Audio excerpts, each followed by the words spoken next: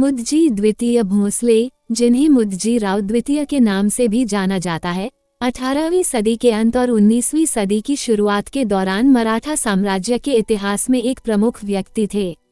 वो मध्य भारत में स्थित एक महत्वपूर्ण मराठा राज्य नागपुर साम्राज्य के शासक थे। मुदजी द्वितीय भोंसले अपने पिता राघोजी द्वितीय भोंसले के बाद 1816 में नागपुर की गद्दी पर बैठे। उनके शासनकाल की विशेषता आंतरिक प्रशासनिक सुधार और बाहरी सैन्य अभियान दोनों थे। अपने शासन के दौरान मुदजी द्वितीय ने नागपुर साम्राज्य के प्रशासन को मजबूत करने की मांग की।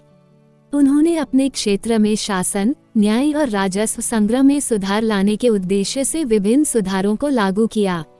इसके अतिरिक्त उन्होंने बाहरी खतरों से बचाव और आंतरिक स्थिरता बनाए रखने के लिए अपने राज्य की सैन्य क्षमताओं को बढ़ाने पर ध्यान केंद्रित किया। मुदजी द्वितीय को अपने शासनकाल के दौरान जिन महत्वपूर्ण चुनौतियों का सामना करना पड़ा उनमें से एक भारत में ब्रिटिश ईस्ट इंडिया कंपनी का बढ़ता प्रभाव था। ब्रिटिश पहले ही भारतीय उपमहाद्वीप पर एक प्रमुख शक्ति के रूप में स्थापित हो चुके थे और उन्होंने मराठा क्षेत्रों पर अपना नियंत्रण बढ़ाने की कोशिश की। 1817 में मराठों और अंग्रेजों के बीच तीसरा आंग्ल मराठा युद्ध छिड़ गया। मुदजी द्वितीय ने शुरू में तटस्थता बनाए रखने की कोशिश की, लेकिन अंततः संघर्ष में शामिल हो गए।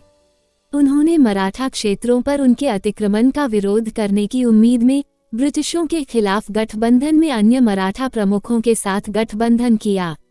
हालांकि उनके प्रयासों के बावजूद मराठा संघ अंग्रेजों की बेहतर सैन्य शक्ति से हार गया। सीताबरी की लड़ाई के बाद 1818 में ब्रिटिश ईस्ट इंडिया कंपनी ने नागपुर साम्राज्य पर कब्जा कर लिया था। विलय के बाद मुदजी द्वितीय भोंसले को अपनी उपाधि और अपनी कुछ संपत्ति बरकरार रखने की अनुमति दी गई, लेकिन उन्हें ब्रिटिश आधिपत्य में रखा गया। उन्होंने 1840 में अपनी मृत्यु तक नागपुर पर अंग्रेजों के जागीरदार के रूप में शासन करना जारी रखा। मुदजी द्वितीय भोंसले के शासनकाल में नागपुर साम्राज्य के स्वतंत्र शासन का अंत हुआ और मध्य भारत पर ब्रिटिश नियंत्रण मजबूत हुआ।